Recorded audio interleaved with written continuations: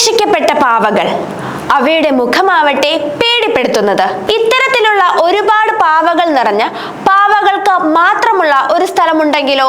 കെട്ടുകഥകളെയും വെല്ലുന്ന തരത്തിൽ ഇത്തരമൊരു പാവദ്വീപുണ്ട് മെക്സിക്കോയിൽ. മെക്സിക്കോ സിറ്റിയുടെ തെക്കു മാറിയിട്ടാണ് പാവകളുടെ ദ്വീപായ ലാ ഇസ്ല ഡെ ലാസ് മുസേക്കാസ് സ്ഥിതി ചെയ്യുന്നത്. ആ ദ്വീപിൽ ആയിരക്കണക്കിന് തൂക്കിയിട്ട അഴുകിയ ശിരച്ഛേദം ചെയ്ത പാവകളെ കാണാം. അവിടെ ഉപേക്ഷിച്ച പാവകളുടെ എണ്ണം കൃത്യമായി രേഖപ്പെടുത്തിയിട്ടില്ലെങ്കിലും ദ്വീപ് എങ്ങനെയാണ് പാവകളാൽ നിറഞ്ഞത് എന്നതിന്റെ പിന്നിൽ വളരെ കൗതുകകരമായ ഒരു കഥയുണ്ട്. ദ്വീപിലെ ഏക നിവാസിയായ ഡോൺ ജൂലിയൻ സാന്റാന ബെരേര ഒരു ദിവസം കനാലിൽ മുങ്ങി മരിച്ച ഒരു പെൺകുട്ടിയുടെയും അവളുടെ പാവയുടെയും മൃതദേഹം കണ്ടെത്തുന്നു.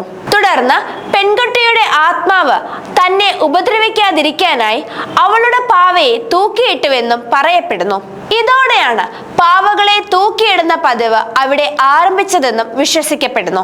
എന്നാൽ ഒരു പാവ കൊണ്ട് മാത്രം ആത്മാവ് തൃപ്തിപ്പെടില്ലെന്ന ആശങ്കയിൽ പതിറ്റാണ്ടുകളായി അദ്ദേഹം പാവകളെ ശേഖരിക്കുകയും തൂക്കിയിടുകയും ചെയ്തു. അയാളുടെ മരണം വരെയുള്ള 50 വർഷക്കാലം അയാൾ അത് തുടർന്നു. അദ്ദേഹം പാവകളെ ഒരിക്കലും വൃത്തിയാക്കാനോ കേടുപാടുകൾ തീർക്കാനോ മെനക്കെട്ടിട്ടില്ല. അതുകൊണ്ട് തന്നെ കണ്ണുകൾ നഷ്ടപ്പെട്ടവയോ കീറിപ്പോയ കൈകാലുകൾ ഉള്ളവയോ ഒക്കെയാണ് അവയിൽ കൂടുതലും. അതിനുശേഷം അവ വർഷങ്ങളോളം മോശം കാലാവസ്ഥയിൽ തുടർന്നു. അതിൽ പലതും അഴുകിയ നിലയിലാണ് ഉണ്ടായിരുന്നത്. ഇത് കൂടുതൽ ഭയപ്പെടുത്തുന്ന കാഴ്ച സമ്മാനിച്ചു. വിചിത്രമായ ദ്വീപിന്റെ കഥ ആളുകൾ അറിയാൻ തുടങ്ങിയതോടെ ഇവിടേക്ക് വരുന്ന ആളുകളുടെ എണ്ണം കൂടി. അദ്ദേഹം അവരെ തുറന്ന കൈകളോടെ സ്വീകരിച്ചു. ഒരു ഗൈഡ് ടൂറിനായി സന്ദർശകർ ഒരു ചെറിയ ഫീസ് നൽകാൻ തുടങ്ങിയപ്പോൾ ഈ വിചിത്രമായ സ്ഥലം കൂടുതൽ ജനപ്രിയമായി. 2001 ഡോൺ ജൂലിയൻ സാന്റാന ബെരേര അന്തരിച്ചു.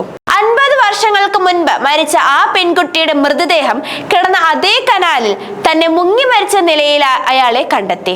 താൻ എല്ലായ്പ്പോഴും അവിടെ ഒരു കൊച്ചു പെൺകുട്ടിയെ കാണുമായിരുന്നുവെന്ന് അദ്ദേഹം പറയുമായിരുന്നു.